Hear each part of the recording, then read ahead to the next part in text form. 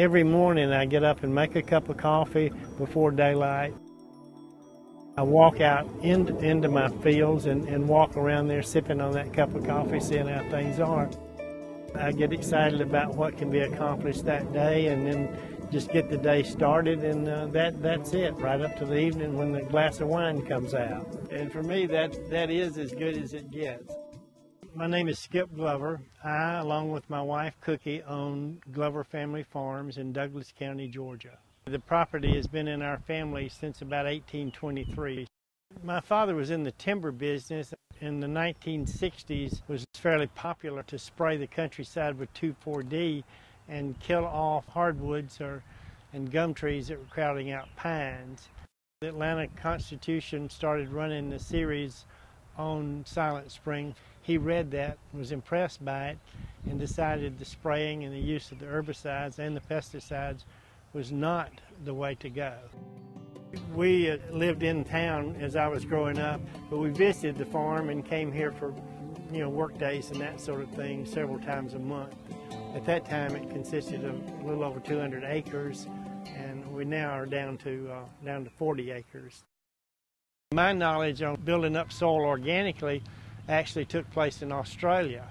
My immediate family and I were living in Australia on a really, really poor piece of land. We literally had to dynamite the area that we wanted to make into a garden, and then I started studying on building that up, not even knowing the word organic at the time. It was starting our own compost pile, and so my dad sent overseas sweet corn and okra and our tomato seeds and beans and this sort of thing, and we were able to create a really nice kitchen garden that we maintained the entire time we were there. Our farming purposely to be organic began about 1980. Quite a number of varieties of lettuces going in that we make into lettuce mixes. We have endives, red Russian kale, onions. We have a large field of garlic that'll be ready in July. My wife of 42 years and I share this concern for the environment. We share this love of growing things, and we've been fortunate to be able to cooperate and stay in business together. She's primarily flowers and I'm vegetables, but we've been able to make the thing work for us. The statistics show that the aging of the American farmer, I think the average age is up in the high 60s, of which I am one of. And the number of young farmers coming on relatively small, and there are a number of reasons for that. Maybe it's not considered a glamorous occupation. It's not always considered economically feasible for someone to get into it. And then access to land is probably the biggest deterrent. But we've been very, very fortunate in having been contacted by young people over the years who are interested, many of whom did not come from farming backgrounds, but who came from other backgrounds, but saw the value in working with the land and saw the value of food in the whole world political situation. And it's with these folks that we enjoy working and helping give a start. And this year, as part of my retirement plan, I've turned the farm and the business over to some young farmers that we've been mentoring. Started working closely with the Jenny Jack farm in Pine Mountain, Georgia. It's a young couple who first came here as interns and wanting to learn. My family has a lot of land in Pine Mountain, and I developed this dream of having an organic farm. And that is the connection we have with Skip and Cookie. We were looking for an apprenticeship, and we found them, and they encouraged us just to jump into it at our own place. And so we started a relationship with them, and they opened up their farm, and we were able to learn just different farming techniques and learn things about farming that we did not obviously know before. Skip has gotten me started in bees, and so he's been a great help in acquiring 4 hives for myself and my farm. If it were not for Skip and Cookie, we would not be farming at the level that we are farming right now. My name is Joe Reynolds. Skip and Cookie Glover, they hired me to come and be their farm manager here at the farm in order to keep the farm up to full steam. They're trying to usher in a new generation of farmers.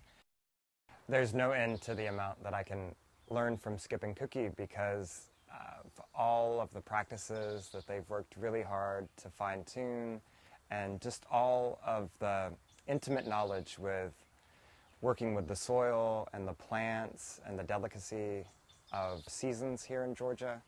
For me, they really answer any question that I might come up with insofar as the production here, marketing, or you know, any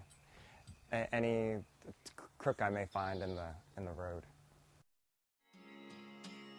At this farm, we welcome school tours. We welcome kids to come out and see how things are grown and pull carrots out of the ground, and that in itself has great value. And once a person learns where their food comes from, it's not just a cellophane wrapped product in a store.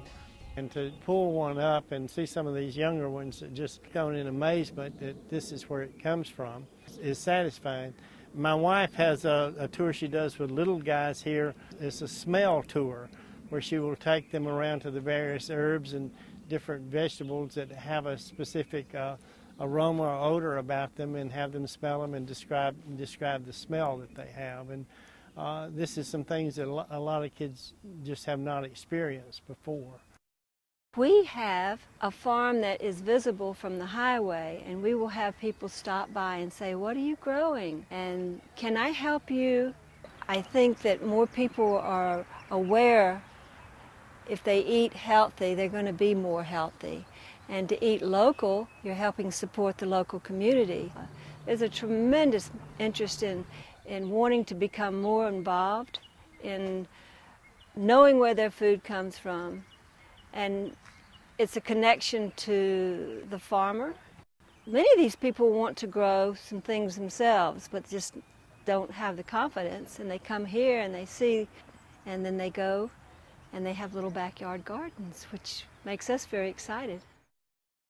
One of the things that we hope to accomplish by having young folks, even older folks, come around to the property and see how things have grown is to actually put them back in touch with the earth that we all really are a part of. And when I see people who are not connected to their own land or sometimes even to the earth at all, I find that, you know, a sad situation. So we try to overcome that. There's a tremendous interest. Every day we get a telephone call or someone to drop in and want to become involved. So we're really, really pleased. We've hooked farms together and have termed it Small Farm CSA. CSAs, that's Community Supported Agriculture, had begun in Japan as a way for farmers to get some upfront money to buy their new seed and to get started for the season. Just in recent years, as it moved into the South, the earlier days there was some on-farm sales, but the primary market was to pack up on Saturday morning and go to a very newly formed organic market at Morningside. It drew clientele from a high economic end, and it helped us get started and go through. From that market was started cooperative to sell to restaurants. Selling organics for many, many years was just the way to go. If you grew it organically with a certain clientele, it was quite popular. In recent years, the economic value of an organic crop has become evident as to big business. So big business has moved into the organic marketing area. Much of it comes from the west coast of the U.S. or from Mexico or even Chile or Argentina, as far away as Australia if you're talking about apples, in New Zealand. The more recent marketing efforts have been to promote our local produce, grown locally. Not only does that educate the young people as to what can be grown and supplied here locally, it cuts down on the use of non-renewable resources such as petroleum in having vegetables travel halfway around the world, or your vegetable will travel 1,500 miles on an average. But here it can travel 20 miles, and extraordinarily fresh and much better.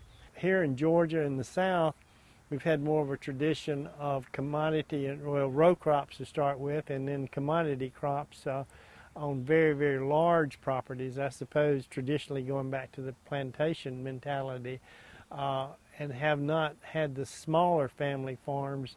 By small acreage, I mean 5-acre family farms to draw on historically. I would like to see the availability of a lot of our now open land be made available to young people wishing to start these smaller, diverse farms, and then work toward the problem from that direction. Emory University has recently decided to make an enormous percentage of their own campus or their institutional foods to be locally produced, sustainably produced, and organically produced. Well, meeting that demand just for that one university would just about outstrip the small farms that exist in our area right now. So that's going to be a problem. Some sort of support, some sort of change in view toward what these farms can maintain and produce will have to come about. The growth of organics has come about, actually it's been steamrolling just in a matter of very few short years. It's been highly supported and touted now by the USDA and by the state agriculture departments and by the universities that for many years ignored it. The policies, to me, are tending to be in the economic realm and in the political realm of what's feasible politically, and has gotten away from when we first started, groups of farmers getting together or groups of people interested in the land and doing what was best for the land. At that time, I shared this dream that the entire state of Georgia could be self-sufficient in supplying the food source organically in our state, much the way that California was, instead of shipping all this stuff in. And I think that's still a reasonable dream and is feasible to work toward that. I think it's up to the politicians and other people interested in that area of activism to work on this. Gaze upon the food before you.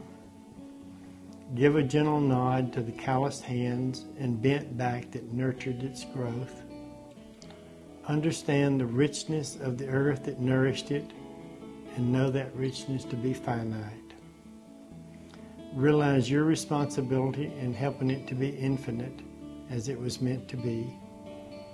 And 2, know of the love and kindness it took to prepare and place before you. Enjoy your meal. Enjoy the company.